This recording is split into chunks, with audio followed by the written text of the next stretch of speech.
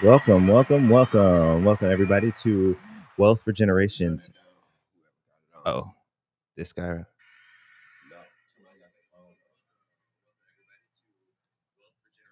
I don't know who. Yeah, mine's off. Oh, hold on. Oh, I thought you were talking about the controls over here. No, somebody had a I didn't phone know out. that. Yeah.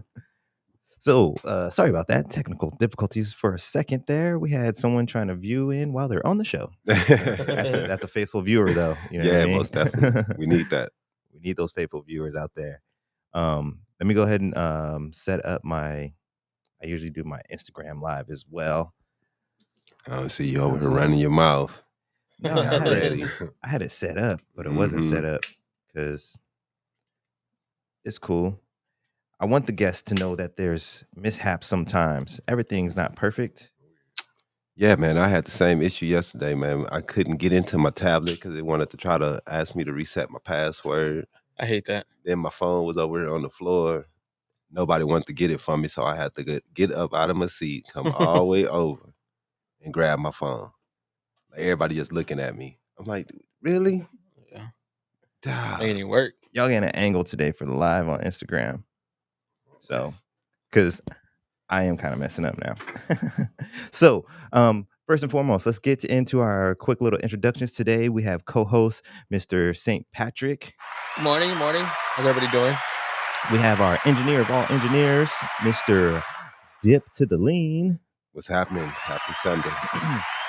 And then we have a very special guest today that I'm excited to introduce to you all. We have Mr. Brother Anthony here today. Yes, sir. Glad to be here. So how is everybody doing today? Wonderful. Doing Great. great, man. Great, awesome, man. And I'm doing great myself. Like I said, every time I step into this studio, I feel great because I feel like we're doing something. Yep. You know. But today we got Mr. Brother Anthony, and I like to call him super humanitarian. I mean, he's a pretty humble guy like myself, but you know, like I was telling Dip before we came on the air, I have people sometimes that ask me like, "Man, you so busy. How do you do all this? How do you blah blah blah blah?" And I'm usually really humble about it because I know there's people like this gentleman here out in the world who's doing like 3 times as much as I'm doing. So today, first and foremost, though, I do want to get our health is wealth out of the way. Sorry. We're gonna get our health is wealth out of the way today, and today we're gonna be talking about earthing. So, are you guys familiar with earthing at all? Sounds familiar, but I'm not Give sure. me a description. I Yeah. can tell. Okay, so earthing is basically the act of kind of being one with the earth. So you usually walk around with no shoes on. So you'll be out in the wilderness or just living your life, depending on how hardcore you are with Right. it. I have my stepson actually did. Gosh, I think he did like a year and a half Oh wow. of no shoes.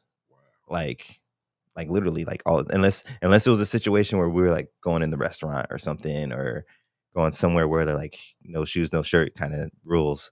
But it's really supposed to keep you grounded and keep you connected with the earth and stuff like that. So the basic principle of earthing is that you will be able to receive energy from the ground when you're in direct contact with it with a natural surface like grass, dirt, sand, water. So even you may not really realize it, but even when you're at the beach, that's technically kind of earthy because you're most likely gonna Oh, my take your shoes God. off at some point. We make a word out of everything nowadays, dog. So walking But around barefoot with circles K feet, it's earthing now. with K feet, you said? Circle K feet. Okay, feet. You gotta get the raptor toes and everything to help you grip on too, so you can go. It's like- just dirty feet, period. You know what I mean? So you walking around with dirty feet, you can say you're earthing. Cool. basically though, like Cool. you have to be somewhere connected to the earth is the main purpose of it though. So it can be like water, grass, dirt, not necessarily concrete because you know, and besides out here, I do not recommend y'all walking around barefoot concrete in Phoenix. Yep. But there's this also referred to as grounding. drwill.com notes the idea comes from the fact that with modern city life, we no longer have direct physical contact with the earth. Wow. And therefore, losing out on health benefits of exchanging electrons with the surface of our planet.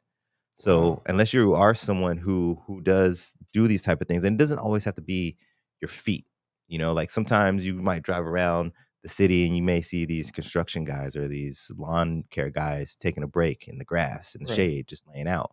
Like they're still technically getting that energy and receiving and connecting with the earth, even though that's not their technically plan. They're just like, I know this grass is probably cool, and I know this shade is probably cool, and I've been out here working for a minute, and it's either this or a bucket.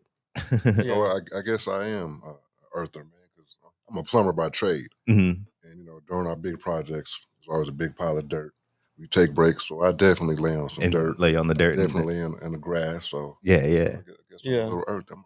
Yeah, that's what I was saying I'm too. Like claiming it. you may be doing it and not fully realizing Yeah. it. You know But what I it's the mean? coolest area, so Yeah. that's where. That's why that's part of the reason why I think animals kind of do it too. They Mhm. know as well, like that. Like I said, they're as in the human mind of it. Like you're saying, like we always got to label it. They're Yeah. not probably labeling it that way, but there's something inside of them that is bringing them to that understanding to know because they're not communicating like we We are. used to call it take a walk in nature, get some fresh air. Yeah. Yeah. Just get out the But concrete, get out the middle of the city. But being in, yeah, exactly. That's what I was gonna say. Like Yeah. being in the inner city, like you can be out here sometimes and look out in the sky. You can see how muggy it is in the sky and how much pollution and stuff like that. So like Yeah. even though you do go out and take a walk outside, that's not the same thing as getting connected with the earth because now you're still in the city and you're still inhaling and getting that polluted fresh air. Yeah. But if you want to take it to the next step, like Dip was saying, like go hike on South Mountain or something, get Yeah. a little elevated, or even you can go extreme, go up north, go to Yeah. Sedona, go And get some real fresh air. Like I think to extend on that, don't they also do where they're eating also like whatever it is, like they'll eat the plants or whatever. They're also sleeping with like no tents and everything. there's some people who do that. I don't necessarily know if that's really considered earthing, like eating. You mean like eating on bark Yeah, like and they don't go foraging out and there, but stuff like like that? right. There's this one lady actually who oh gosh, I can't remember her name right now, but there's this lady that talks about foraging in her neighborhood. It's this black lady. Uh-huh. And I don't think that's the intent, Yeah. but that kind of is in a sense almost like earthing because you got to think about the mass production of our stuff. When you go to the Right. grocery store, like that stuff's getting all sprayed with chemicals and pesticides and things like that. But if you can find something natural, because she must be somewhere in the northern area because she's just like walking. She's like, oh, I'm going to walk. Oh, look, I found this edible plant that's just growing in the wild. Yeah. And she'll pick it and clean it and everything and eat it. And boom, she got free food and free. She makes like teas and stuff like that sometimes. Yeah. So, yeah, I guess you could say that technically is kind of like getting connected with Earth too, because you're getting it's in its purest form. You're getting Yeah. your vegetables and stuff like that in its purest form. Excuse me. But yeah, to receive these benefits, you can go barefoot, sit on the ground, or even use special grounding devices that are designed to gather electrons from the earth. So, like you're saying, or like I was saying, like you can lay out there, like you're saying, when you got the big piles of dirt and you're just laying out in the dirt, as long as some of your skin is on it and it's the natural dirt. You know what I mean? If it's like filthy dirt that's been recycled and stuff like that, but if it's like fresh dug up dirt, And it's definitely dug up. yeah. My arms touch it, so I'm a little bit. It gets in here on the sleeve right there. It Yeah, gets in yeah. on that wrist. Semi earthing. So you can do that and you can practice it with this says 20 minutes a day daily practice to Do connect you with know nature. that there's a company that's based off earthing? There is. That's like they get the whole like gatherings or something. No, they sell products. Oh, like Um, the devices that she mentioned. No, they sell shoes, they sell Oh. socks, and they're calling themselves the original grounding innovators, and they've been out since 2006. And basically, I guess they're 2006. grounding. Yeah, they're selling grounding products to help you, Like shoes with I holes in the guess, bottom or to something. get closer to the earth. I don't know, man. It's weird. Grounding, earthing shoes. What it has effects on the bottom of them that show them like connecting to the ground. It's There's like it's something metal or something to receive the electrons or a something. conductive hook and loop sneaker. Maybe there's like some copper or Mhm. something, or Conductive paths we use in the That's soul what be act as a conductor of electron flow from the earth to your body. It makes our shoe generally grounding. yeah, there's probably like some that That's metal or weird, something in there. man. Yeah. I ain't never heard of none of this stuff, but now they got products selling it. That's See, maybe crazy. we're gonna have to get with Patrick and maybe go on some group health wellness adventures, because he was talking about the cryo and stuff like that, and Yeah. that would be connected to it. Like maybe we can get together, Mm-hmm. all experience some new stuff together. But next, that's gonna be the health is wealth segment. The next segment we're gonna get into is the wealthy wisdom, and then we're gonna get into everything that our guest is doing with his life, which is more than just grounding. But so I have a quote today for our wealthy wisdom. The wealthy wisdom quote for today is: a fundamental concern for others in our individual and community lives would go a long way in making the world the better place that we so passionately dreamt of. So basically, it's saying kind of spreading the kindness between individuals without outside of your community and within your community. Spreading that kindness within the world can help us achieve the better world that we're dreaming of, or that we've dreamt of. Okay. So I'm pretty sure all three of us gentlemen have had moments of uh of dreaming and just wanting and kind of coming to the conclusion that I want to do this because I know that if I do this, it could make things better for someone else. Yeah. You know, Even and as uncomfortable as it is or awkward as it is. yeah, exactly. So that's why I chose that quote. Though I was going through quotes today, and I Yeah. was like, this quote is perfect for three gentlemen that we have up here today. Yeah. And I mean, it's funny when you say that because you also get to a point where you feel it's a responsibility. mhm, You feel Yes. obligated to spread that. yes, That's kind of how I feel. Yeah. Everything that I do with the youth, I feel like I have to. right. So that quote definitely resonates with me. Definitely. Have you guys ever heard that quote before, by any Nope. chance? Nah. No. Right? That man, though, is a very popular man. Nelson Mandela Oh, said wow. that. So, Familiar with that guy. yeah, definitely a man we could probably all respect. Yes. So with that being said, though, let's get into what Brother Anthony has going on. So I'm not sure if you guys saw the flyers, but this guy right here is just a super humanitarian. I call him. If you think I do a lot, you might want to look at him. I'm like the Scottie Pippen. He's the Jordan. I mean, you do got a lot going on, man. Like, before we go ahead and get into all the humanitarian though, you were saying before we kind of came on air that your foundation though, for as far as being involved in the community and just spreading your love and your generosity and your kindness starts with your poetry. And that's kind of where the name comes from as well, right? Yeah, man. Poetry pretty much opened the door for so much of who I am as a man. Mhm. I always grew up a pretty quiet kid, laid back, reserved, didn't express myself a lot. Mid-20s. I mean, I've always been writing poetry, but I didn't start performing until my mid-20s. And when I finally hit the stage a couple times and, realized how good it felt and how infectious it might be for other people, I just kept going. And I realized, wow, this is something I got to keep doing.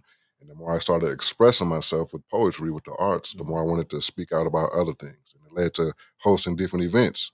Then it led to working with the youth. Then it led to working with other people in my community. And it just kind of made a snowball effect. But it all started with the foundation of expressing myself in the art of poetry. So I Awesome. owe poetry. It's like my first love when it comes to community empowerment. Mhm. So yeah, I do stuff with the youth. I do stuff with other strong brothers in the community, and I host different events. But poetry is like the foundation. That's where all the bricks and everything will start to be laid down. Awesome, I am. awesome. And I really respect that too. I don't really toot my horn too often, but I also dabbled a little bit in poetry and hip hop and stuff like that. So I definitely respect anybody that's out there on that move of just self art and self expression. You know, like I love painting and all that stuff. I'm into all of it.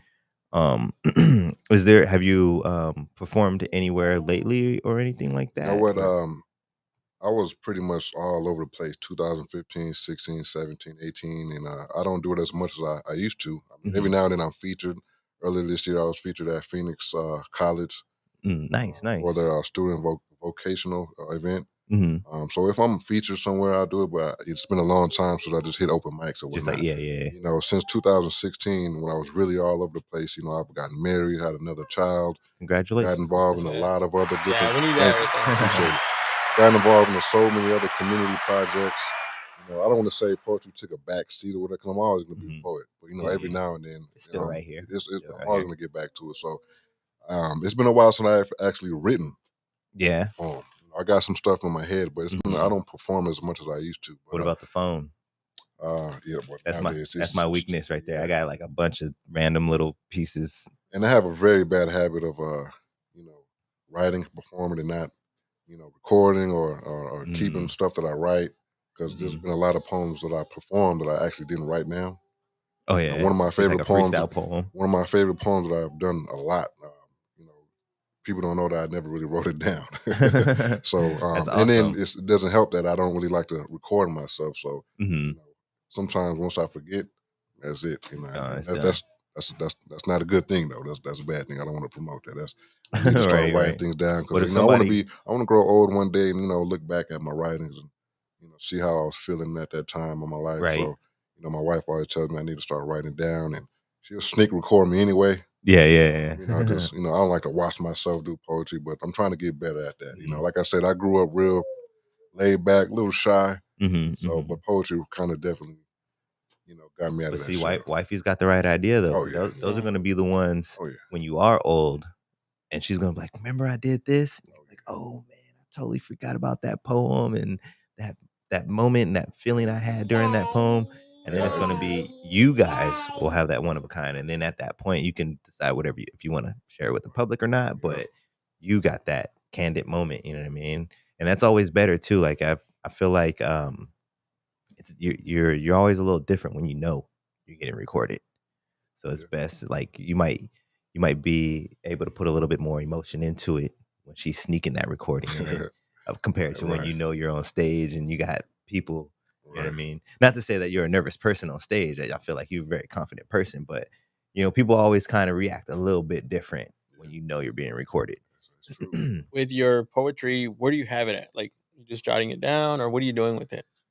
Uh, jot it down. The Yeah. ones that I've actually written down in the past, I might be writing. Okay. Just a good instrumental, Yeah. or I might be Mhm. listening to an actual song, and they might say a line that resonates with me, or a word. A Have lot of you? it starts with like one word. Okay. I Mhm. might hear just one word. I'm like, I like that word, and just kind of build around that word, and that word turns into a sentence, and that sentence turns into a stanza, and then it can go on from there. That's what I love about poetry. Is you Mhm. can build something. Right, I right. naturally like to build things. People, you know me to build things with my hand, but you know, poetry, you actually build it. Right, right. Building a story, you know, Mhm. building a scenario, you know, building an expression. I love it. So Right. yeah, a lot of it starts with that. I might be writing and open up my notepad and you know, I'm gonna remember that word. And then Yeah. when I got some time, I'll just start building Go back around to that it. word. Have you tried Nice. creating, like, maybe putting it all in a book? Yeah, I used to think about that. People say, you know, the poetry books, Yeah. you know, Or maybe even Do turn it, it I into a think man. about story it. form? Do I it. think about it, but it wouldn't be more for like, you know, the public and selling my poetry. It'll be more for, you know, one day I want to be a grandfather, great Mhm. grandfather, and I want That'd to be have dope. something.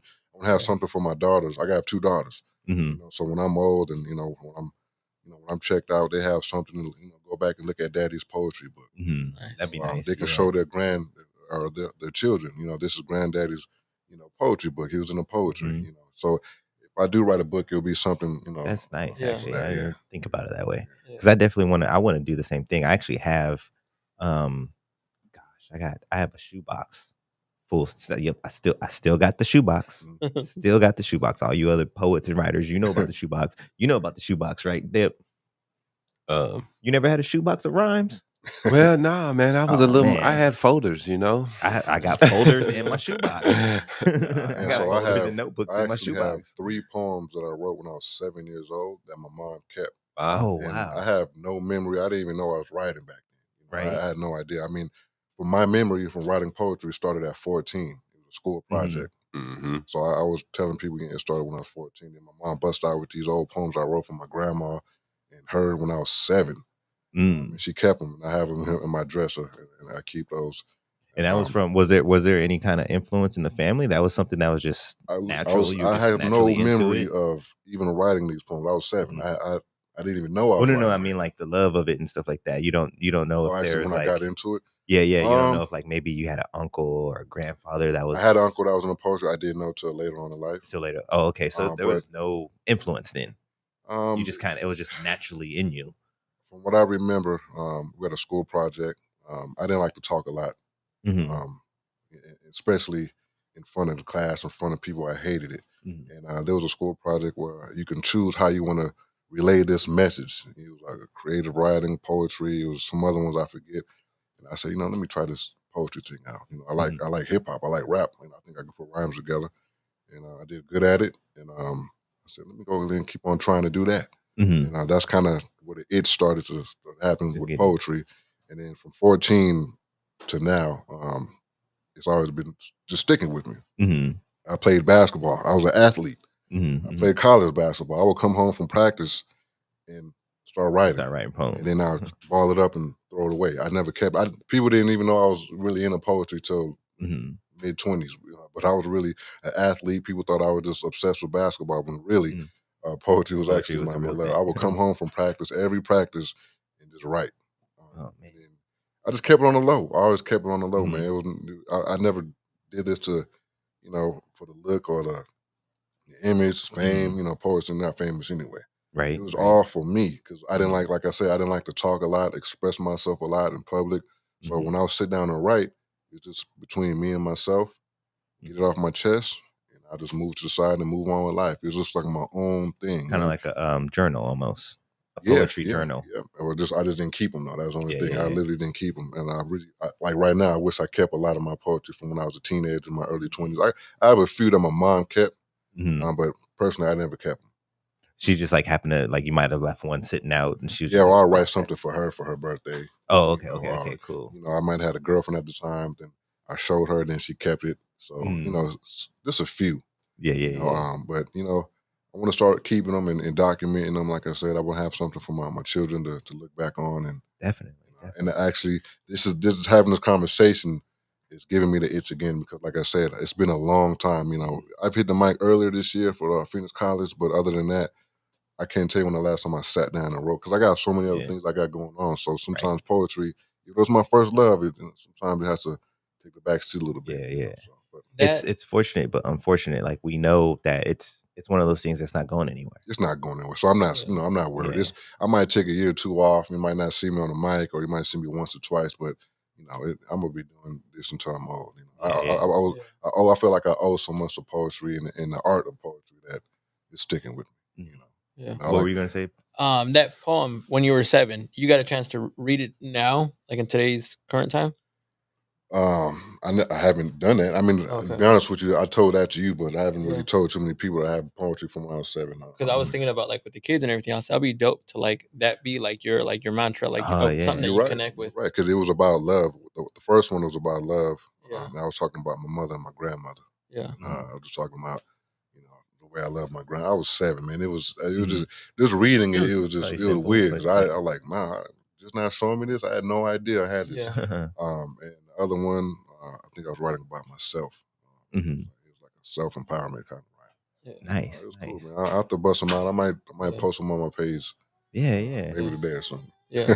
Or My even like wife, you said, like I think that would be a good idea to even to do like a comparison almost too. yeah. Like if you have a more within like maybe the last 4 or 5 years, something about love that you've written compared to your 7-year-old love poem Right, right. and kind of show people like this is my growth and this is where you can get to as far as like the children and the youngsters that you work with and stuff like that, I agree. That's how actually when I got into working with the youth, it was a program already up and running. And I was a local poet that they wanted to come and teach the kids about poetry, self-expression. So I was just a volunteer or a speaker just for that day. Mm-hmm. And I showed up, talked to the kids about poetry. It was cool, great day. And it was just supposed to be a one-time thing. And then I left like, I know a lot of other stuff too. And, I Right. felt like it was such a beautiful experience that I wanted to do more. more than just poetry. I'm a man too. I want to teach them other tools and things to, be a young man in training. And I got involved with this program, and I stuck around, and that's actually how I got into working with the youth, was being a volunteer for poetry one day. Awesome. So that's exactly how my adventure started. It was meant to be. Yeah, it was all meant to be, man. Because it sounds like there was no one really there wasn't like, oh, my great granddad was a poet. Oh, my mom was a humanitarian. So I felt like it's all you. Like this is all what's been in you since the beginning. And I kept it on the low for so long. The first time I ever performed poetry, I didn't even like to call myself a poet. I didn't like to say performer. I was always kind of, I'm good. The lady I was dating at the time, I was 25, and I wanted to impress her on Valentine's Day. And I said, you know what, this one I'm gonna perform. I'm not a performer. I'm gonna perform this one. This was, impress her. It's Valentine's Day, I gotta go big. And for Valentine's Day, I did a poem for her at the local event. This was in San Diego at the time. The reaction was amazing. Nice. I looked at my lady in the audience getting high fives from other women, like, and I'm like, you know what? Maybe I could start doing this, on the microphone. Cause I never, like I said, I hated talking in public. I hated school projects where I have to be in front of the class, and I hated it, man. My palms would start sweating. You could see my heart beating through my chest. I didn't like speaking in public. And this voice I had as a teenager. So it's cool right now because I'm a man. I'm 6'5". So to have a big voice, it matches. But just imagine being 15, 16, 17 with this huge voice. And I bet all the teachers are always like, Anthony, can you come speak for us? Everyone will be able to hear you in the back. I actually felt awkward. It wasn't always, as an adult now, it's, as I got older, it was cool. It was, women would say it's sexy and this and that. And in my head, I'm like, as a teenager, it was just awkward. When we had to read in class and you had to take turns and when it's your turn to read. And the closer it got to me, I'm like, oh man, I don't want to read out loud, because when I read, everybody, it was always fascinating with my voice. It wasn't like I was getting picked on. It just stuck out so much. It made you stand out, and you didn't want to. When I'm reading my paragraph in class, and everybody, all my classmates, like, man, you sound like you're 30 something, and I'm only 15. So it made me feel a little awkward. So that's another reason why I didn't like to talk. That makes sense. Yeah. Now I embrace it. Cool. And then poetry actually, now, you can't get me to stop talking every now and then, because poetry kind of made me comfortable with expressing myself. Right. And it's such a natural art. It's kind of like it is what it is type of art. There's really no music. You don't need music. It's just raw. And you just take me as I am kind of a situation. So that kind of transferred into my life. I'm the same way as poetry. It is what it is. Accept me as I am. I'm going to mess up. I might mess up. I might not. We'll see. We're going to figure it out. I don't need the extra stuff. I don't need music. It is what it is. I'm going to say what I say, and, Yeah. Nice. Yeah. I was just thinking about, because of the fact that you said that was your way to connect with the youth. I remember when I was growing up, like, I did poetry, my wife did poetry and everything else, but we didn't have anybody really to look up to that we can see in physical form. It was just names in the book. So I think with you being able to connect with youth, I think it's dope, because then they have a name to put with the voice.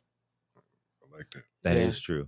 And that's actually why, I kind of want to get into some of this humanitarian stuff, because that's exactly why I feel like I don't necessarily say I look up to you, but I highly, highly respect with what you're doing and your direction, because it makes me think, like Patrick was saying, like when I was younger, I really wish there was someone like yourself involved in my life when I was a teenager that was there. Because I have a father. My father was somewhat there, but he was in Georgia, so he wasn't physically there.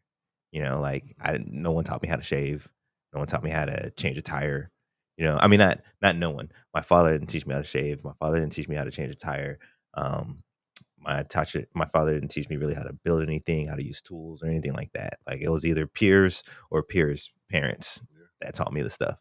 So I just feel like it would have been cool to be able to go somewhere with my peers, for one, and learn something positive with someone that's trying to teach us life skills that are going to help us in the end. So I kind of want to touch on that, which is I'm not sure which one you want to go into first, but the first one I came across that I was familiar with was the useful hands. I said that right? Useful Hands. Useful Hands Phoenix? PHX. I always put PHX. everything I do. I'm gonna have to put PHX at the end of it. It's like my stamp. Right. You Represent. know, Like yeah, Phoenix. Phoenix. exactly. Yeah. But yeah, that was the first one that I came across, and I believe you said that's kind of in the works for the next season at the moment, right? Well, it Or are we actually in season now? it evolved into different things I wasn't really intending it for it to evolve into. Mm-hmm. Not a bad thing. It just kind of started growing branches. Like Useful Hands PHX was a 2-day outdoor program. Mm-hmm. You know, on Saturday and Sunday. 4 boys at a time. I teach young men 4 different life skills. One on Saturday, 2 on Saturday, 2 on Sunday. Saturday we do essential auto care. You know, Mm-hmm. flat tires, oil changes, check the fluids, um, batteries. You know, everything that you need to know when you get a car. With a Mm-hmm. car. All those basic things that you get waxed for that you should be Right. able to, that you could do yourself. Exactly. I have them do everything. They actually they do everything from themselves. They Mm-hmm. literally use their hands the entire time, and then Nice, they nice. learn how to use a charcoal grill. You Mm-hmm. know, I would like I have kids right now, young men, and I like to say young men, sending me pictures of them using a charcoal grill. They learn from my program. You know, say, hey, just cook some hot dogs and stuff for my family, so they learn how to use a charcoal grill from scratch. They do everything themselves, how Nice, to prep the nice. food. So we meet at the Cedar Choppers Park. They get their own table, they get their own grill for the day, Mm-hmm. and the whole setup, and they do everything. I do it once, and then I work with them to do it themselves, and they do it again, and they know how to run That's a whole amazing. charcoal grill. And that's Saturday. Nice. Yeah. Sunday is woodwork. I like to do wood. I'm into woodworking. Mm-hmm. You know, so I bring out all my woodworking equipment, miter saw, jigsaw, everything kind of just get them familiar with the different type of woodwork Mm-hmm. tools. They can make honeycomb shells, planter boxes, you know, just smaller things they can make during in that day. What are honeycomb shells? I'm not familiar with It's that. one of the. It's like a what is it? Another word is what hexagon shell. Yeah, I think it's that's just a another bunch word of for it. It's different stuff in shaped there. like a honeycomb, pretty Yeah. thin. Oh, okay. So it's just kind of Hanging like on a a wall. People like to put pictures in it, candles in okay. it. It's pretty cool, neat, easy thing to make. It's decoration kind of a thing. Okay, yeah, I got you now. I don't And think then I've ever heard it that's be actually called woodworking out. on Sunday, Mm-hmm. and then after the woodworking, I teach them how to fish. Everything is at Mm. Cedar Chavez Park, so I teach them how to fish, the essentials of fishing, the philosophy behind fishing. You know, Mm-hmm. so and then that's my chance to have one-on-one with them because there's a lot of relaxed time while you're Yeah, fishing. yeah. I teach them, how it's therapeutic. It's good for your mental health. Teach them how to put a whole rod together by the different baits, the different fishes that like certain baits. Just Mm-hmm. everything that my dad taught me about fishing. Right, A right. lot of the stuff when Nice, I'm nice. teaching with the kids is Personal stuff that experience. my dad taught me. Yeah, yeah. Fishing, Nice. auto care. That's amazing though. Right. That's amazing. Everything except woodwork. My dad wasn't into woodworking. I picked that up myself. Yeah. And then do you find out that these kids, are they usually in a situation where there is no father, or it's just something that they kind of want to learn, or maybe the mom's kind of pushing them like, oh Yeah, well, he's this is one of the most lazy and we need to unfortunate facts. I always hate saying this because before my Useful Hands PHX program, I was already a mentor with Fight for Life, a manhood training program since 2016. mm-hmm, It's a 12-week program. And actually we're on week 4 right now, mm-hmm, and we have about 25 to 30 boys usually. Right now we have 15. It's 6 mentors altogether, mm-hmm. and every year I want to say about 90%. Right, 95% of the boys are fatherless or don't have the fathers around. That's just one of the facts I hate to say. Like just coming out of I hate saying that. Yeah. Yeah, but But maybe 1 or 2 have the father in their life, or every now and then we mhm. have a father who say, you know what, I'm in his life, but I want some uncles around. Yeah, But yeah. typically about 90-95% of the boys that I work with, whether it's Fight for Life for the past Mhm. 6 years or my own program, don't have fathers around. That's why I like to. And you should be really, really proud of that statistic. Yeah. Not hate saying it. You got to look at it as like there's 90% of the boys you or the young men that you work with that you were truly helping. Like that, yeah, that other 10%, they may have a father and they want some uncles, they just want some help. But this other 90% of men, young men over here, there's a percentage of them, I don't want to throw a number out there, but there's a percentage of them that if you would have never been in their life, Yeah. they probably be over here doing some dumb shit. Right. Like just And to plain and extend simple, it, you know what I mean? they're never gonna forget that moment. They're always gonna Right. carry that moment back to you. So Yeah, that's dope. it's That's definitely really a dope. bittersweet. Yeah. It's some sweetness into it. That's why me and my brothers who do, because I do this with some other brothers as well. Fight for Life Mhm. is 6 of us. Mhm. Useful Hands Paychecks, that's just me, but I'm surrounded by some other good brothers that do this as well. And we like to call ourselves community uncles. We don't even use the word mentor, Mhm. because when they are into our lives, we call them nephews, Mhm. and we're community because we show up to the games, we show up to the school, Nice, we pull up nice. to the house if we have to. But it is a bittersweet because Oh, yeah, as man. cool as it is being an uncle and a community uncle, um, you know, it gets tough because what they really need is someone there all the time. Like they do Yeah. need because a Yeah. father is nothing much more powerful than having that father. So as an uncle, it's dope. I can do things with him and show him different things, but there's always a part of me like Like, I wish I I could know stay he needs some, he needs that man there 24, and I just can't. So Mhm. and that's something I'm working on because sometimes when you feel like you're falling short, because I've been doing this for a while. Mhm, Just mhm. imagine how many boys I've worked with. Yeah, So yeah. it's hard to keep in touch with all of these young men consistently. You know what I mean? Mhm. And some of them already have abandonment issues. You know Right. what I mean? Or do something with them, and I might not see them again for a while.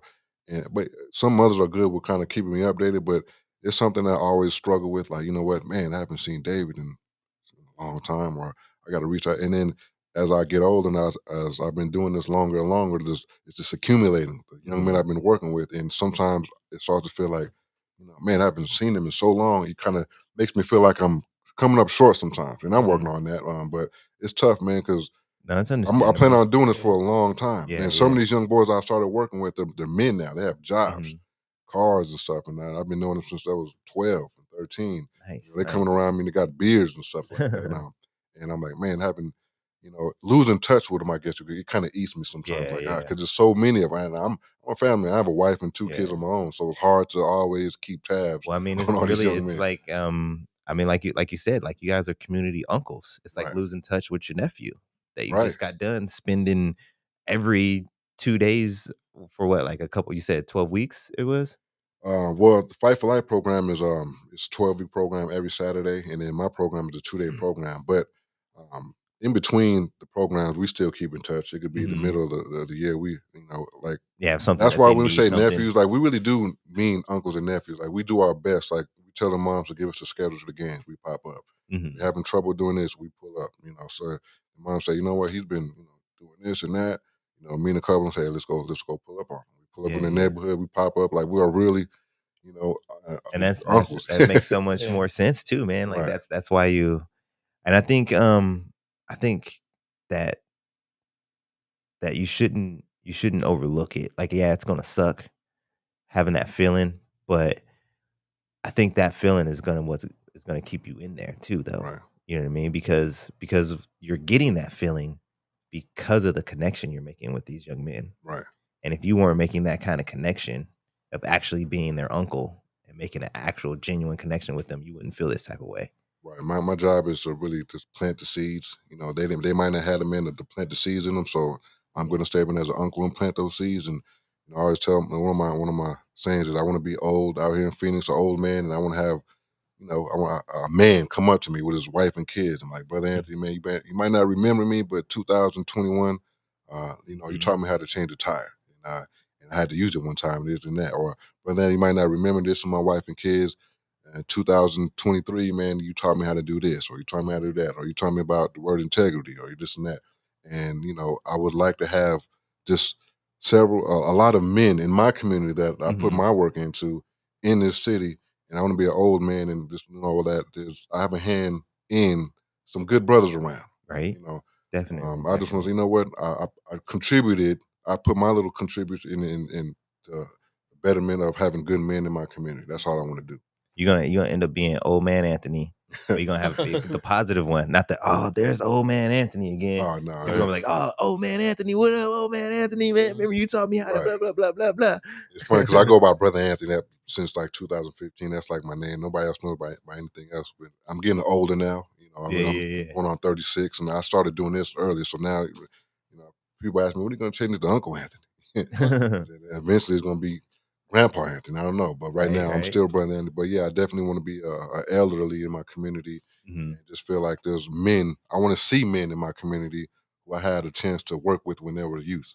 That's Mhm. that's the goal. That's what it's Yeah, all Yeah, about. yeah. so That's beautiful, man. That's beautiful. question, kind of two questions. Have you ever worked with a kid and you try to work with them so much that you feel like you lost him because of the fact that he just was going through so much in his own personal life? That's one of the most toughest parts about what we do is, people put it as you can't save everybody. Right. Um, and that's why we like to say plant seeds Yeah. because whether they want to be there or not, or whether they're receptive to the information we're giving them, we're still planting those seeds. And what do we know about seeds and flowers and whatnot? We plant it, but you're not going to see it blossom till later on. Right. So as long as we plant the seed, like you heard the young man heard what we said, Yeah. whether he liked it or not. He Uh-huh. heard it. It might not blossom into his life until he's 22, Right. but as long as we plant those seeds, we have to just be okay with what we did. We did our part, Yeah. because we do have some kids that go through a lot. They don't trust anybody, especially men. Yeah. They've been abandoned by men. Mm-hmm. They see men do negative stuff their whole life, in their life, to the mothers or whatever. So they might not really be receptive to hearing a man right now. You know Yeah. what I mean? We definitely had that situation. Or the influence he has in his neighborhood and his friends might be stronger than us. Yeah.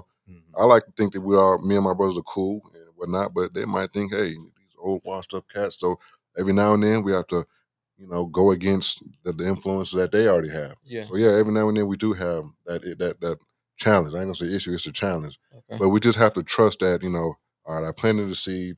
We gotta hope that it begins to blossom sooner or later. Yeah. Sooner the better.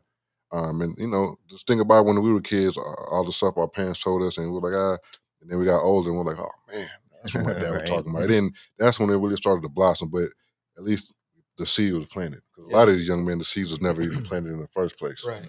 So we just try not to let that discourage us, even though it does happen. The other thing is you ever think about extending your organization to maybe doing like another chapter where it's focusing on these little girls? I'm careful about that. Working with girls, Yeah, and you gotta have Yeah. women I run mean, that. yeah, well, that's what I'm saying. Like, to like have give some 'em- like fun. right. I've talked right. about that. Actually, me and my wife was talking about that. I have an amazing wife. Yeah. She has so much knowledge, wisdom, skills, and Yeah. I think she will be amazing at it. And it's all about timing or whatnot. But she has also brought up some ideas about having something like that similar Yeah. for young women. So definitely, Just to have um, some good role models, because it just feels like these women out there aren't portraying themselves like in a positive light. In so much my influence. opinion, yeah. Yeah, there's so Mhm. much So much influences. negative You got like influence. Yeah. earlier, you guys were talking about before we got into this, you guys were speaking on something, and and what I was gathering from what you guys were speaking about, I kept thinking about the word influence. Mhm. Uh-huh. Somebody can say this, and How we if were somebody talking this says about that, the right? He the said other if this yeah, yeah, person backs them up, yeah. and what you're talking about was influence. And right now, the influence is so strong because there's so many different sources of influence. Back when we was young, it was just TV, Mhm. music, whatnot. But with the social media thing, it's an influence monster. Yeah. Right, right. It's man, now it's so strong that people grow up to be influencers. Yeah. Right. At first, it was just you being influencers by celebrities. Now people are striving to be the actual Yeah, influencers. like the Jake Pauls and Right. all the other influencers, We didn't grow up thinking I want to be an influencer. It right? just There was no like, I'm gonna be a YouTube star.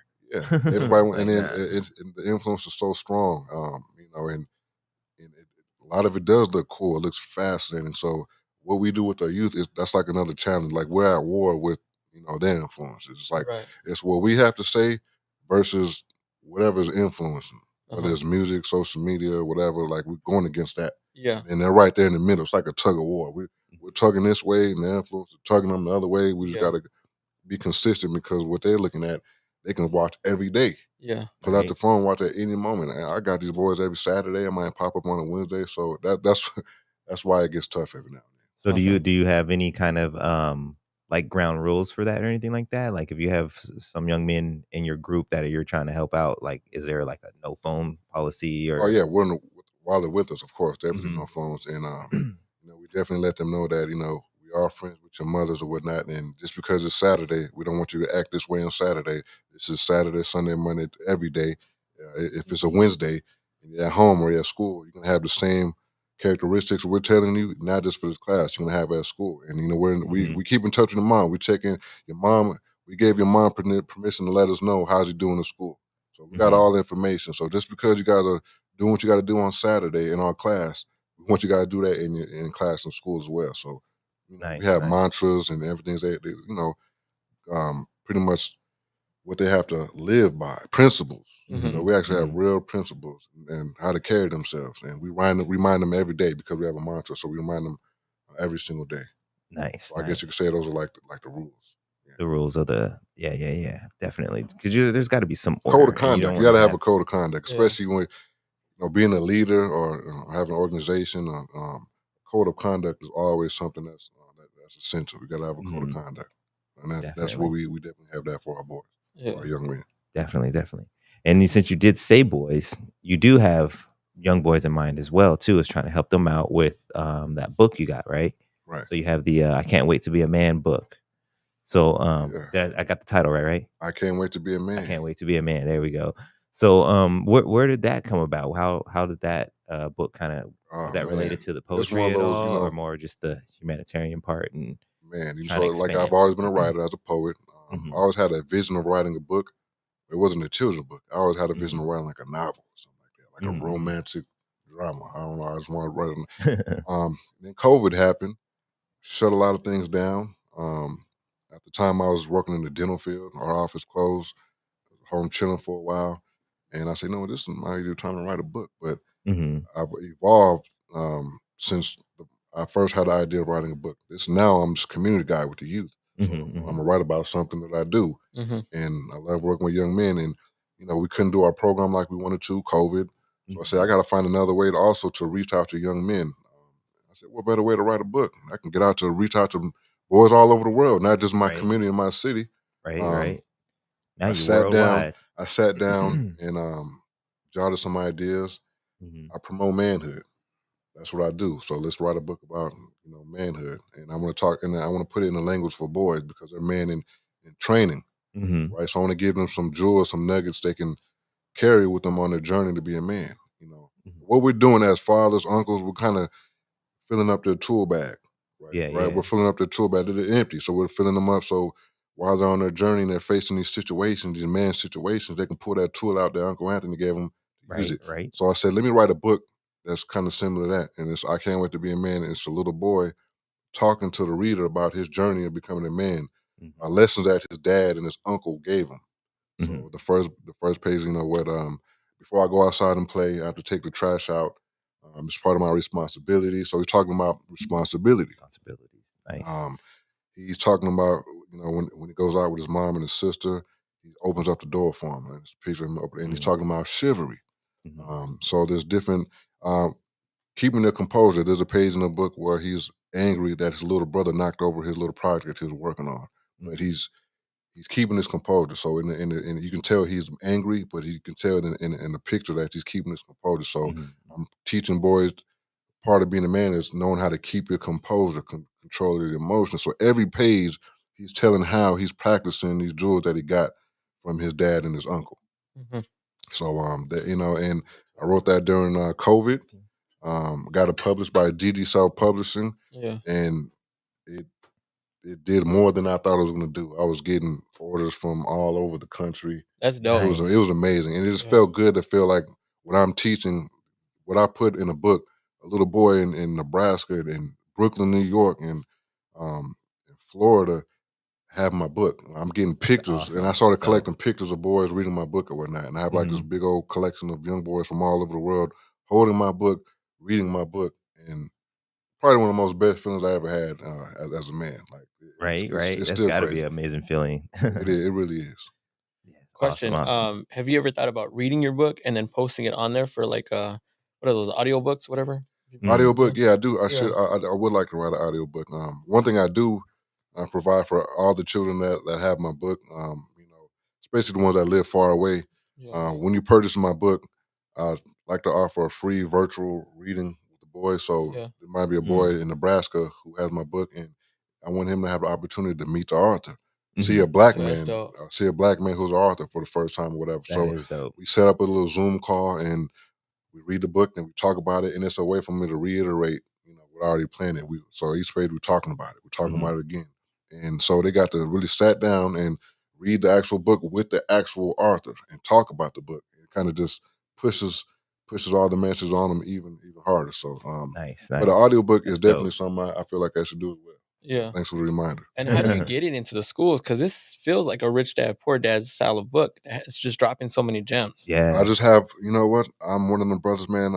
You will never hear me complain about the lack of love and support from my community in my city. Yeah. When I, even before the book, I've always had love in my city. So I had schools reach out to me. Uh-huh. Nice. So there's a few schools where barbershops. My book is in the barbershop. It might be Barbershop. at the school. Dope. I love reading to the kids at the school. I like to go back to the schools. I went to school out in Phoenix to read, and it kind of just spreads around. Now, I went to school in South Phoenix and Maryville. So I like to go to. Nice. I like to just go to schools West I've been Phoenix to. gentleman as well. Yeah. Oh, absolutely. Yeah, I'm definitely a native. I grew up in Louisiana too, but I'm definitely a native. That's why a lot of this Phoenix stuff is real personal to me, because I'm actually a native. I was actually a little kid out here, so I take this stuff very seriously. It's not just a cool community stuff. I'm actually giving back. Everything I do is in South Phoenix, West Phoenix. I have an after-school program, Solano Elementary on the west side of town. A lot of the stuff I do with my programs and is in South Phoenix. I'm definitely a native guy, and I take that very seriously. Awesome. That's awesome. Yeah, absolutely. Just real quick though, I do want to highlight my co-host real quick with our wacky wealth, and then we're gonna get into our last segment of the day, which is gonna be actual wait. I'll build up the suspense. You guys don't. You might, if you know, but you might not. So wacky wealth today. Wacky wealth isn't necessarily something that's totally crazy per se, but some people may look at it in a certain light. So today I wanted to highlight my co-host, Mr. Patrick St. Patrick of Socially Awkward and Uncomfortable podcast. He went out this last Friday, the first Fridays, and did a little act of kindness experiment. So what'd you go out and do this past Friday, sir? So I blindfolded myself, held a sign that says, if you're stressed or depressed, give me a hug. Wow. Because we don't realize the importance of a hug. I kind of posted it and kind of mentioned it, but it's releasing oxytocin. It's helping with stress. It's helping with depression. It's helping with like a lot of the nervousness. There's so much that can become the ripple with the hug itself. I covered myself or blindfolded myself because of the fact that I don't want to know who was giving me a hug. I just wanted to be able to offer a hug unwillingly and straight from the heart, kind of thing. Man, that's cool. That's awesome. Man. Yeah, I really think that's cool. Yeah. I was never heard of nervous. that. I was nervous, but once I put on that blindfold, like it went away. Like I wasn't nervous anymore. I think that actually helped me. Right. Because then you don't have to. You're not expecting anything. It just when it comes, it comes. You know what I mean? It is what it is. Like Brother Anthony said, you just accept it. It is what it is. Here we go. Yeah, I love I'm that, ready. Man. Shout out to you, man. That's cool, man. We need more energy like that. I'm trying to do whatever I can because it's gonna touch one person. That person's gonna care, just like what you're doing. Yeah. There's all kind of ways to drop energy. That's a fantastic way right there. Yeah. And I wanted to drop that in today for our wacky wealth. I know it's a little bit different than what I usually do for the wacky wealth, but I felt like it just fit perfectly with this humanitarian type episode that we have today. Yeah. So, but for our last segment, we got like 5. Yes. Like 5. Okay. So last segment of the day, because I don't like the drums on the system. We have We Building Boy. So on We Building Boy, we like to highlight local entrepreneurs or just people who are just doing fantastic things. So today on We Building Boy, we're highlighting Mr. Brother Anthony. So if anybody wants to help you out, are you accepting like any kind of donations or anything for the programs that you're working with the men's and young men's retreat? Or no, not that one. For the Fight for Life. Sure. You said retreat. You said retreat, and I'm glad you said that word because that reminded me of something we didn't mention that one, but you can drop it. Go ahead. Well, as far as donations and all that, my website, you can purchase my book on ICan'tWaitToBeAMan.com. Purchase the book on where? I'm sorry? ICan'tWaitToBeAMan.com. And it's all spelled out. Yep, I Can't Wait to Be a Man. The book has an exclamation mark on the title, but on the website, there's no exclamation marks. ICan'tWaitToBeAMan.com. All right. It's real easy real smooth layout, so you don't got to go through hoops to find it. Just ICan'tWaitToBeAMan.com. There it is. Nice. So go purchase that book. Useful Hands PHX. That's my program. That's my life skills program. You can donate on there. And as I said earlier, it did evolve. It turned into an after-school program with Solano Elementary.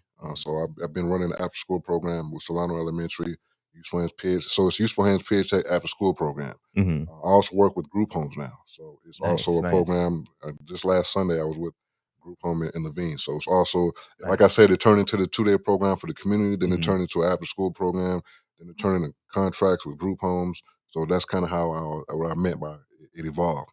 So, what about like volunteers? Since you're growing so much, do you need? Are you interested in looking for any Well, at the for mine, moment? I only work with, typically I only work with 4 boys at a time, and I can kind of do that myself. But I've Okay. always had men that want to volunteer, and I want to help them, because they want to get involved as well, and I Mhm, want to be mhm. able to help them, find the passion and whatnot. So I always accept volunteer. I'm real strict with it, because Yeah, yeah. a lot of these parents are trusting me, and Mhm, I have a real strong vetting system. You know what mhm. I mean? No, you But definitely got to be on your p's and q's to execute something like this. absolutely. Now, like I said, I call these boys my nephews, so Mhm. How do that'll these let kids you get know. involved, or how do these parents get in contact with you to have these kids?